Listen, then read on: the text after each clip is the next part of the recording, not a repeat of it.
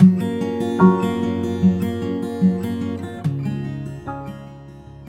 This is Abhishek Tiwari and you are watching me on Abhay Gyan. Friend, आज की video के अंदर हम डिस्कस करने वाले हैं how to frame passive of complex sentence. इसके पहले हम सिंपल सेंटेंसेस की वेरियस कैटेगरीज के पैसिव वॉइस बनाना सीख चुके हैं। साथ ही हमने लास्ट क्लास में डिस्कस किया था कि जो कंपाउंड सेंटेंसेस होते हैं उनका पैसिव वॉइस कैसे बनाएं।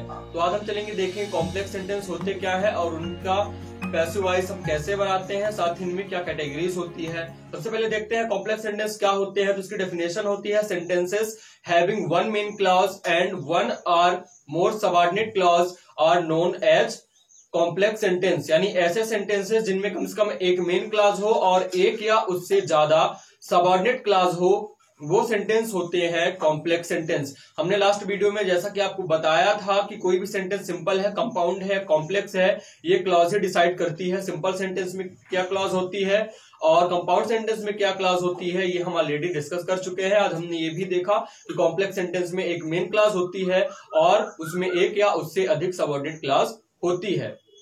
हम बात करते हैं इनमें कैटेगरीज की।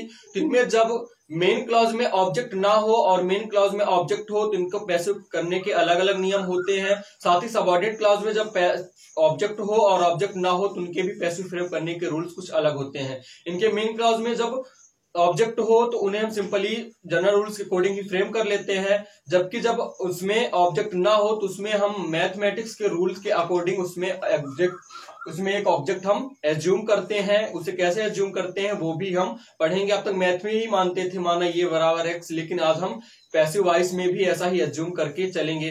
तो आइए सबसे पहले हम डिस्कस करते हैं अपनी फर्स्ट कैटेगरी, जब मेन क्लॉज और सबऑर्डिनेट क्लॉज दोनों में ऑब्जेक्ट प्रेजेंट हो। साथ ही फ्रेंड एक चीज आपको और बता दूं कि जो कॉम्प्लेक्स सेंटेंस होते हैं इनके वॉइस चेंज करने में जो लास्ट ईयर में क्वेश्चंस आए हैं उनमें कुछ इंटरेस्टिंग क्वेश्चन पैटर्न देखने को मिला है। वो सेंटेंस दिए जाते हैं कॉम्प्लेक्स सेंटेंस के वॉइस चेंज करने के लिए, और उनमें कभी कभी एक ऐसे सेंटेंस होते हैं कॉम्प्लेक्स सेंटेंस जिनमें एक पार्ट का हम पैसिव चेंज करते हैं और दूसरे को हम एक्टिव में चेंज करते हैं, तब उसका पैसिव चेंज होता है। वहीं कई बार दोनों को हमें एक्टिव में चेंज करना पड़ जाता है। इनमें बहुत सारी और इंटरेस्टिंग कैटेगरीज होती हैं, उन्हें भी हम डिस्कस करेंगे। तो आइए सबसे पहले देखते हैं कि जब मेन क्लॉज और सबऑर्डिनेट क्लॉज दोनों में ऑब्जेक्ट प्रेजेंट हो। So friends, here is example. Though he had studied everything well, he forgot it at the exam hall. हालांकि उसने सब कुछ बहुत अच्छी तरह से पढ़ा था लेकिन एग्जाम हॉल में उसे भूल गया। ऐसा सबके साथ होता है। तो यहां देख पा रहे दो he had studied everything well, first part अगर हम देखें तो ये कंजक्शन दो से स्टार्ट हुआ है और he had studied everything well. ये जो सेंटेंस है, हालांकि या इसे हम ऐसे बोलते हैं यद्यपि उसने सब कुछ पढ़ा था। अगर आपसे कोई बोले कि हालांकि उसने सब कुछ पढ़ा था तो आपको ये सेंटेंस अपने आप में कंप्लीट नहीं लगता, इनकम्प्लीट लगता है।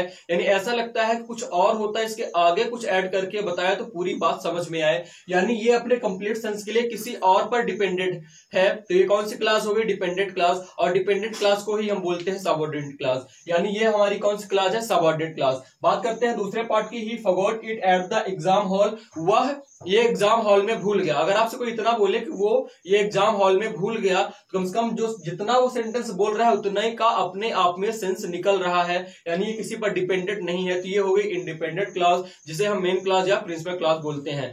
तो एक हो गई सबऑर्डिनेट क्लॉज और दूसरी हो गई मेन क्लॉज। तो according to definition of complex sentence, ये कौन सा सेंटेंस होना चाहिए? ये कॉम्प्लेक्स सेंटेंस है। होना ही नहीं चाहिए, ये बिल्कुल कॉम्प्लेक्स सेंटेंस है।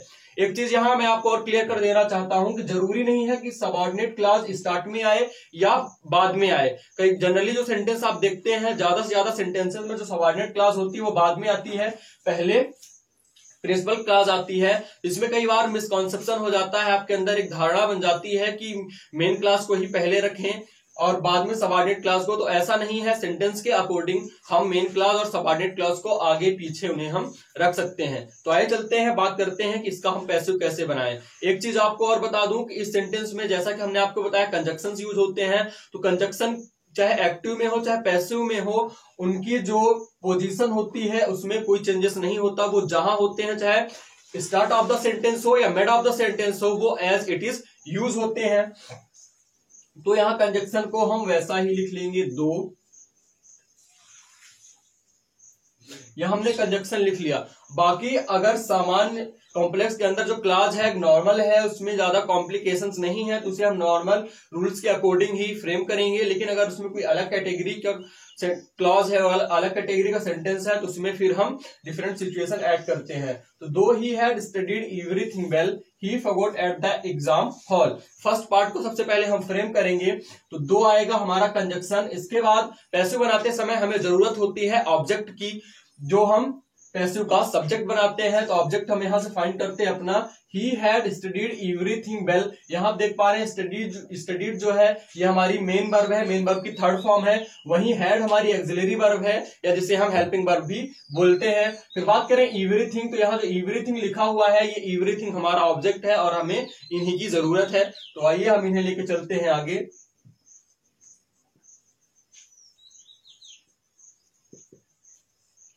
Though everything. अब ऑब्जेक्ट के बाद पैसिव बनाते समय हमें जरूरत होती है हेल्पिंग वर्ब की। तो आप देख पा रहे हैं यहाँ जो हमारी हेल्पिंग वर्ब यूज हुई है हैड है और मेन वर्ब की थर्ड फॉर्म, यानी यहाँ आप देख पा रहे हैं कि पास्ट परफेक्ट टेंस का यूज हुआ है। और जब हम पास्ट परफेक्ट टेंस का पैसिव बनाते हैं तो वहां हम had been as auxiliary verb use करते हैं। तो दो एवरीथिंग के बाद हमारी एक्सिलरी वर्ब आएगी had been. Though everything had been. अब इसके बाद बाकी जो पार्ट होता है उसे लिखते हैं और एंड में सेंटेंस के लिखते हैं बाय एजेंट। तो यहां अभी हमारा ये बची हुई है मेन वर्ब। तो हैड बीन एक्सिलरी वर्ब के बाद अब यहां लाएंगे अपनी मेन वर्ब, जिसकी थर्ड फॉर्म यूज होती है पैसिव में। तो यहां ऑलरेडी थर्ड फॉर्म में है, तो उसे हम एज इट इज यहां कॉपी करेंगे, तो ये हो जाएगा स्टडीड। दो ही हैड या दो एवरीथिंग हैड बीन स्टडीड, और इसके बाद हम सिंपली लाएंगे अपना well. Though everything had been studied well, और इसके बाद हम बाय एजेंट लाते हैं। तो आप यहां ही देख रहे हैं, तो ही को जब हम पैसिव में कन्वर्ट करेंगे तो ये बाय हिम हो जाएगा। एक चीज यहां आप नोट करिएगा कि जब आप कंपाउंड सेंटेंस का पैसिव बना रहे थे तो वहां जब दोनों क्लॉज में सब्जेक्ट जो है हमारा सब्जेक्ट सेम होने पर हम बाय देम मतलब बाय एजेंट एक बार ही मेंशन करते थे। लेकिन यहां जनरली कंफ्यूजन ना हो इसलिए दो बार मेंशन किया जाता है, यानी दोनों पार्ट में बाय हिम का हम मेंशन करते हैं। कुछ सिचुएशन में हम एक बार ही इनका मेंशन कर सकते हैं, लेकिन जनरली कई बार ऐसा होता है कॉम्प्लेक्स सेंटेंस में अगर दोनों बार एजेंट का मेंशन ना किया जाए तो इनमें कुछ कंफ्यूजन हो जाते हैं, इसलिए प्रायः इन्हें बाय एजेंट मेंशन करा जाता है। तो यह फर्स्ट पार्ट दो ही है, though everything had been studied well by him, यानी फर्स्ट पार्ट का इतना पैसिव हम फ्रेम कर चुके हैं। अब हम दूसरे पार्ट का पैसिव फ्रेम करेंगे, ही forgot it at the exam hall. अब इसका पैसिव फ्रेम करने के लिए हमें जरूरत है ऑब्जेक्ट की। तो आप इस सेंटेंस को देखिए, ही forgot it at the exam hall. यहाँ इट इसका ऑब्जेक्ट है। हो सकता है आपको कंफ्यूजन क्रिएट हो कि एग्जाम हॉल इसका ऑब्जेक्ट है। तो एक चीज मैं आपको क्लियर कर दूं कि जब मैंने आपको बताया था टेंस के अंदर भी और वॉइस में भी लास्ट वीडियोस में हमने डिस्कस किया था कि ऑब्जेक्ट तो आखिर है क्या। तो ऑब्जेक्ट वो नाउन या प्रोनाउन होता है जिसमें सेंटेंस में यूज की गई वर्ब का एक्शन पास ओवर होता है, यानी उस सेंटेंस में सब्जेक्ट द्वारा जो कार्य किया जा रहा है उसका असर जिस नाउन या प्रोनाउन पर होता है वो ऑब्जेक्ट होता है। अगर आप यहां देखें ही फॉरगॉट इट, यहां फॉरगॉट हमारी क्या है, वर्ब है, यानी भूलने का कार्य हो रहा है। और इट हमारा ऑब्जेक्ट इसलिए होगा क्योंकि ही फॉरगॉट वह यह भूल गया, भूलने का असर इट पर यह पर हो रहा है, इस पर हो रहा है, यानी ये हमारा ऑब्जेक्ट होगा, इसका एक्शन इस पे पास ओवर हो रहा है, ना कि एग्जाम हॉल पे पास ओवर हो रहा है। हो सकता है कि एक से ज्यादा भी नाउन आ जाए, तो आपको अगर ऑब्जेक्ट उसमें क्लियर करना है कि ऑब्जेक्ट कौन सा है, तो आप हमेशा ध्यान रखिएगा ऑब्जेक्ट वही होगा जिस पर जो हमारी मेन वर्ब है उसका एक्शन पास ओवर होता हो। आई होप आपको समझ में आ गया होगा। तो यहाँ इट हमारा ऑब्जेक्ट होगा, तो सिंपली हम लिखेंगे इट। अब इसके बाद आप देख पा रहे हैं यहां कोई हेल्पिंग वर्ब नहीं है, साथ ही फर्स्ट फॉर्म भी मेन वर्ब की यूज नहीं हुई है, ये यहां पर सेकंड फॉर्म यूज हुई है, यानी कि यहां टेंस कौन सा होगा, पास्ट इंडेफिनिट टेंस। तो पास्ट इंडेफिनिट टेंस में हम हेल्पिंग वर्ब यूज करते हैं वाज या वर सब्जेक्ट के अकॉर्डिंग। तो इट के साथ आपको हमेशा वाज यूज करना होता है, तो इट के बाद आप यूज करेंगे वाज। इट वॉज, वो यहाँ हमारी हेल्पिंग वर्ब आ गई। अब हेल्पिंग वर्ब के बाद जरूरत होती है हमें मेन वर्ब की, और वो भी पैसिव में मेन वर्ब की थर्ड फॉर्म। तो यहाँ देख पा रहे हैं क्या हमारी ये फॉरगेट जो है ये हमारी वर्ब थी, और इसका हम थर्ड फॉर्म लिखेंगे तो फॉरगेट की थर्ड फॉर्म होती है फॉरगेटेन। इट वॉज फॉरगेटेन, इट वॉज फॉरगेटेन आ गई। अब अदर पार्ट जो सेंटेंस का होता है हम उसे लाते हैं, और सबसे एंड में हम लाते हैं बाय एजेंट। तो इस सेंटेंस में हमारा अदर पार्ट क्या है, एट द एग्जाम हॉल।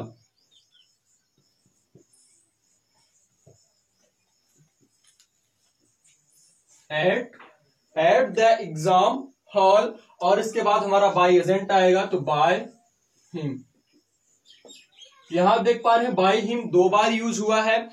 तो आप चाहे तो इसे लास्ट में 1 बार भी यूज कर सकते हैं, ऐसा नहीं है कि आप नहीं कर सकते, लेकिन कुछ सिचुएशन में कंफ्यूजन क्रिएट होता है, इसलिए ग्रामर प्रेफर करता है कि कॉम्प्लेक्स सेंटेंस के जब आप पैसिव बनाएं तो सब्जेक्ट सेम होने पर भी बाय एजेंट आप 2 बार मेंशन करें, कुछ जगह इसका मेंशन नहीं होता है। तो ये था फर्स्ट कैटेगरी, जब हमारे जो मेन क्लॉज है उसमें ऑब्जेक्ट प्रेजेंट हो। बात करते हैं नेक्स्ट कैटेगरी की, जब हमारे मेन क्लॉज में ऑब्जेक्ट प्रेजेंट ना हो। तो आइए हम बात कर लेते हैं दूसरी कैटेगरी की, lakhs of object in main clause. Friend, एक चीज आपको तो बहुत अच्छी तरह पता होगा कि हम पैसिव वॉइस बनाते क्यों हैं, ऑब्जेक्ट को इंपॉर्टेंस देने के लिए, ऑब्जेक्ट और ऑब्जेक्ट को ही हम सब्जेक्ट बना के उसमें लिखते हैं। लेकिन तब क्या हो जब ऑब्जेक्ट ना हो फिर भी आपको उसका पैसिव बनाना पड़े, तो आप उसे कैसे बनाएंगे, क्योंकि ऑब्जेक्ट को लेकर ही तो आप पैसिव बनाते हैं। जो मेन रोल होता है, लीड रोल होता है, पूरी सीन में जो लीड रोल होता है वो ऑब्जेक्ट का ही होता है, उसका हीरो जो है वो ऑब्जेक्ट ही होता है, और हीरो ही ना हो तो फिर मूवी कैसी। लेकिन यहाँ पर जब हीरो ना हो तब भी हम मूवी बना। तो आप यहाँ देख पा रहे हैं, he said that she have completed the project. यहाँ ही सेड, उसने कहा, उसने कहा। अगर कोई इतना बोले तो जितना वो बोल रहा है उतने का सेंस निकल रहा है, उसने कहा। ठीक, तो ये हमारे हो गई main class. That she have completed the project, की उसने प्रोजेक्ट कंप्लीट कर लिया है। तो यहां अगर आप देखें तो इसका पूरा सेंस नहीं निकल रहा, आपको लगेगा कुछ और बोले, यानी क्या है, डिपेंडेंट क्लॉज है, और डिपेंडेंट क्लॉज को ही हम बोलते हैं सबऑर्डिनेट क्लॉज। तो एक हमारी मेन क्लॉज, एक सबऑर्डिनेट क्लॉज हो गया कॉम्प्लेक्स सेंटेंस। सेकंड सेंटेंस देखिए, माय फादर सेड, मेरे पिताजी ने कहा। ये हमारी क्या हो गई, main clause. That he would call me back, की वो मुझे कॉल बैक करेंगे। तो यहां भी एक मेन क्लॉज और एक हो गई सबऑर्डिनेट क्लॉज। अब दोनों का हम पैसिव बनाएंगे। तो आप देख पा रहे हैं, he said, my father said, दोनों सेंटेंस में आप देख पा रहे हैं एक सब्जेक्ट भी है, एक वर्ब भी है। दोनों में सब्जेक्ट भी है और वर्ब भी है, लेकिन यहां पर दोनों में ही लैक ऑफ ऑब्जेक्ट है, यानी ऑब्जेक्ट की कमी है। तो इसे हम कैसे बनाएंगे? तो फ्रेंड्स, इसके लिए हम करते क्या है, मैथ की ट्रिक अपनाते हैं। इसमें जो सबऑर्डिनेट क्लॉज होती है, यानी दैट से लेकर प्रोजेक्ट तक, we assume subordinate clause as it, यानी हम सबऑर्डिनेट क्लॉज को क्या मान लेते हैं, इट। माना कि ये इट है, ये सबऑर्डिनेट क्लॉज नहीं, ये इट है। हम इसको इट मानने के बाद जब हम अपने सबऑर्डिनेट क्लॉज दैट सी है कंप्लीटेड द प्रोजेक्ट, इसको इट मान लेंगे, तो एक बार दोबारा से हम लिखेंगे, एक स्टेप और आगे चलेंगे, जैसा कि हम मैथमेटिक्स में करते हैं। तो he said that she have completed the project, ये हमारा एक नया सेंटेंस बनेगा, ही सेड। अब ये है, यहां से हम क्या मान चुके हैं, इट। अब आप यहां देख रहे हैं, अब आप यहां देख सकते हैं, ही सेड इट। यहां हमारे पास सब्जेक्ट भी है, यहां हमारे पास हेल्पिंग वर्ब तो नहीं है, लेकिन मेन वर्ब है। हेल्पिंग वर्ब इसलिए नहीं है क्योंकि हेल्पिंग वर्ब की जरूरत ही नहीं है। अब हमारे पास एक ऑब्जेक्ट भी प्रेजेंट है, यानी हमारे पास सब कुछ है जिनकी जरूरत होती है हमें पैसिव बनाने में। तो simply, he said that she have completed the project, इसमें सबऑर्डिनेट क्लॉज को इट मानने के बाद हमने एक सेंटेंस लिखा, वो बना ही सेड इट। अब इसे तो हम आराम से पैसिव में कन्वर्ट कर सकते हैं। तो इसमें हमारा ऑब्जेक्ट है इट, तो इसे हम जनरल रूल से अकॉर्डिंग ही पैसिव में कन्वर्ट करेंगे। तो हमारा सबसे पहले आ जाएगा इट। अब आप देख पा रहे हैं पास्ट इंडेफिनिट टेंस है, बहुत स्मार्ट है आप। तो यहां हम यूज करेंगे वॉज, इट वॉज। इसके बाद हमारी क्या आएगी, हेल्पिंग वर्ब। यहां सेकंड फॉर्म में है, लेकिन थर्ड फॉर्म भी सेम होती है, तो इसकी हम थर्ड फॉर्म भी लिख लेंगे, सेड। अब यहां हमें बाय एजेंट मेंशन करना है, तो हमारे पास सब्जेक्ट भी है, तो हम यहां बाय एजेंट भी कर सकते हैं, बाय ही का हो जाएगा हिम।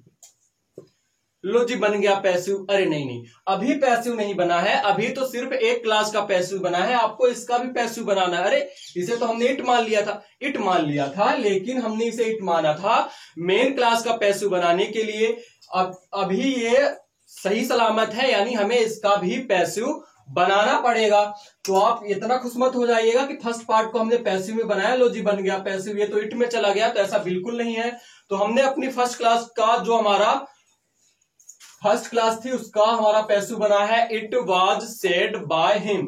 अब हमारा बचता है सेकंड पार्ट, इसको हम समझेंगे दो एग्जांपल को, तो आपको एक बोनस पॉइंट मिलने वाला है। वो बोनस पॉइंट क्या है हम एंड में आपको बताएंगे। तो it was said by him. अब सेकंड पार्ट क्या है हमारा, that she have completed the project. हमने आपको बताया था कि कंजक्शन की पोजीशन में आपको बिल्कुल भी चेंजेस नहीं करने हैं, वो भाई साहब जैसे आते हैं उन्हें वैसे ही रखो, उनसे अगर ज्यादा छेड़छाड़ हुई तो वो नाराज हो जाते हैं, इसलिए इनको हम ये जैसे हैं वैसे ही यहां पर लिख देंगे दैट। अब बचा इतना, सी हैव कंप्लीटेड द प्रोजेक्ट। अब इसे हम पैसिव में बनाएंगे। तो इसमें हमारा जो द प्रोजेक्ट है कंप्लीटेड, जो हमारी क्या है, ये मेन वर्ब है।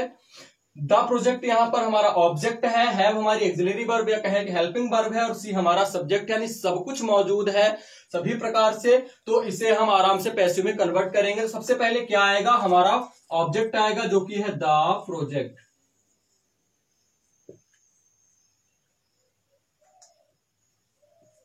अब आप यहां देखिए हेल्पिंग वर्ब हैव यूज हुई है, third form of main verb use हुई है, यानी टेंस कौन सा है, ये टेंस है प्रेजेंट परफेक्ट टेंस। तो इसके लिए हम हेल्पिंग वर्ब क्या यूज करते हैं, आप बहुत स्मार्ट है, आपको बहुत अच्छी तरह पता है, हैव बीन या हैज बीन, इन दोनों में से हम यूज करते हैं। तो आप यहां देखिए द प्रोजेक्ट है क्या, इसके लिए हम हैव बीन यूज करेंगे कि हैज बीन, तो इसके लिए हम हैज बीन यूज करेंगे क्योंकि ये सिंगुलर है। तो द प्रोजेक्ट हैज। कई बार हम भावनाओं में बह के ये हैव है तो आपको पता है सिर्फ बीन ऐड करके बनाना है, तो सीधे यहां कॉपी कर देते हैं हैव बीन, जो कि गलत हो जाता है। इसलिए आपको भावनाओं में खोना नहीं है, आपको देखना है कि जो हमारा नया सब्जेक्ट बन गया वो किसे डिजर्व करता है और कौन सी हेल्पिंग वर्ब को वो एक्सेप्ट करता है। तो यहाँ ये हैज बीन लेगा सिंगुलर होने के कारण। तो द प्रोजेक्ट हैज बीन, अब मेन वर्ब की थर्ड फॉर्म आएगी जो कि ऑलरेडी थर्ड फॉर्म में है, तो उसे हम लिख लेंगे यहां पर कंप्लीटेड। कंप्लीटेड के बाद अब हम बाई एजेंट मेंशन कर लेंगे क्योंकि अदर पार्ट कोई है नहीं, तो सिंपली हम बाई और यहां सी का हो जाएगा हर। तो आप यहां देख पा रहे हैं he said that she have completed the project का हमारा पैसिव वॉइस बन चुका है, it was said by him that the project has been completed by her. I hope ये चीज आपको काफी अच्छी तरह से समझ में आ गई होगी, आप इसको नोट डाउन कर लीजिए। अब एक सेंटेंस और हम देखेंगे, एक एग्जांपल को और हम सॉल्व करेंगे, जो कि यहां नीचे लिखा हुआ है, my father said that he would call me back. इसे भी हम फ्रेम करेंगे और यहां आपको डुअल कॉन्सेप्ट पता चलने वाला है। इसके आगे की जो बहुत सारी इंटरेस्टिंग कैटेगरीज है कॉम्प्लेक्स सेंटेंस के अंदर, उसे हम डिस्कस करेंगे नेक्स्ट वीडियो में। कैसे देखते हैं, माय फादर सेड, आप यहां भी देख पा रहे हैं मेन क्लॉज है, यहां हमने आपको पहले ही बता दिया कि यहां पर कोई ऑब्जेक्ट नहीं है। That he would call me back, ये हमारा सबऑर्डिनेट क्लॉज है। यहां से हम सबऑर्डिनेट क्लॉज को फिर से इट मानेंगे, और जब इट मानेंगे तो ये बन जाएगा माय फादर सेड इट। ये हमारा सेंटेंस नया सेंटेंस बन के आएगा, माय फादर सेड इट। तो यहां सेंटेंस ये बन चुका है, माय फादर सेड इट। अब यहां ऑब्जेक्ट भी है, मेन वर्ब भी है और सब्जेक्ट भी है, तो इसे हम आसानी से पैसिव में फ्रेम कर सकते हैं। तो यहां हमारा ऑब्जेक्ट इट है, सबसे पहले हम लाएंगे इट। यहां भी पास्ट इंडेफिनिट टेंस है, तो उसके लिए हम यूज करते हैं वॉच इट के लिए। अब हमारी मेन वर्ब की थर्ड फॉर्म आएगी तो सेड ही होगी, इट वॉज सेड। अब इतना बन चुका है, अब लास्ट में हमारा बाय एजेंट आ जाएगा, तो by my father, it is said by my father. अब इसको तो इट मान लिया था, नहीं नहीं भाई साहब अभी सही सलामत है, जिंदा है, मतलब इन्हें भी हमें पैसिव में चेंज करना पड़ेगा अगर ये पैसिव को डिजर्व करते हैं, यानी अगर ये इस लायक है तब। तो आइए इसे देखते हैं ये लायक है कि नहीं है। तो हम देखते हैं, सबसे पहले तो हम दैट को ला लेंगे, भाई साहब नाराज बहुत होते हैं, तो ये आ गए that he would call me back. यहां देखिए ऑब्जेक्ट है, अब बोलोगे हाँ हाँ ये ऑब्जेक्ट रखा हुआ है मी, भाई साहब ये ऑब्जेक्ट बिल्कुल नहीं है। हमने बताया था कि नाउन और प्रोनाउन ऑब्जेक्ट वो होता है जिसमें हमारी जो वर्ब होती है उसका एक्शन पास ओवर हो, लेकिन यहाँ ऐसा कुछ नहीं हो रहा। यहाँ मी यूज हुआ है लेकिन एज ए कॉम्प्लीमेंट यूज हुआ है, यहाँ वो पूरक मात्र है, ऑब्जेक्ट नहीं है। और जब सब ऑर्डिनेट क्लॉज में ऑब्जेक्ट ना हो तो उसे हम एज इट इज रख देते हैं। मेन क्लॉज में ऑब्जेक्ट ना हो तो उसमें हम जबरदस्ती घुसाते हैं, ठूसते हैं ऑब्जेक्ट, और फिर उसे हम पैसिव में चेंज करते हैं। और अगर सबऑर्डिनेट क्लॉज में ना हो, सबऑर्डिनेट क्लॉज साधारण होती है, बेचारी बोलती है भैया हमें ऐसे ही रख दो, तो हम सिंपली क्या करेंगे, यहां से दैट कंजक्शन आ ही चुका है, अब आगे हम लिख देंगे he would call me back. यही आपने देखा कि जब प्रोजेक्ट हमारा सबऑर्डिनेट क्लॉज में ऑब्जेक्ट था तो उसे हमने फ्रेम किया पैसिव में, सबऑर्डिनेट क्लॉज को भी। वहीं सेकंड सेंटेंस में हमने देखा कि लैक ऑफ ऑब्जेक्ट है, यानी सबऑर्डिनेट क्लॉज में ऑब्जेक्ट नहीं था तो उसको हमने एज इट इज रख दिया। तो हमेशा आप ध्यान रखिएगा, मेन क्लॉज में अगर ऑब्जेक्ट हो तो उसे हम सिंपली फ्रेम कर लेते हैं, अगर उसमें ऑब्जेक्ट ना हो तो उसमें हम इट लगा करके उसे फिर पैसिव में कन्वर्ट करते हैं। वहीं अगर सबऑर्डिनेट क्लॉज में ऑब्जेक्ट नहीं है तो वो जैसी रहती है हम उसे वैसा का वैसा लिख देते हैं, और अगर उसमें रहता है हमारा ऑब्जेक्ट तो उसे हम पैसिव में कन्वर्ट करते हैं। तो आई होप आज की वीडियो में जितनी भी चीजें आपको बताई गई होंगी बहुत अच्छी तरह समझ में आ गई होंगी। कैसा लगा आज का वीडियो कमेंट करके जरूर बताइए। मिलते हैं कुछ और इंटरेस्टिंग और इंपॉर्टेंट पॉइंट्स के साथ नेक्स्ट वीडियो में। Thanks for watching. जय हिंद।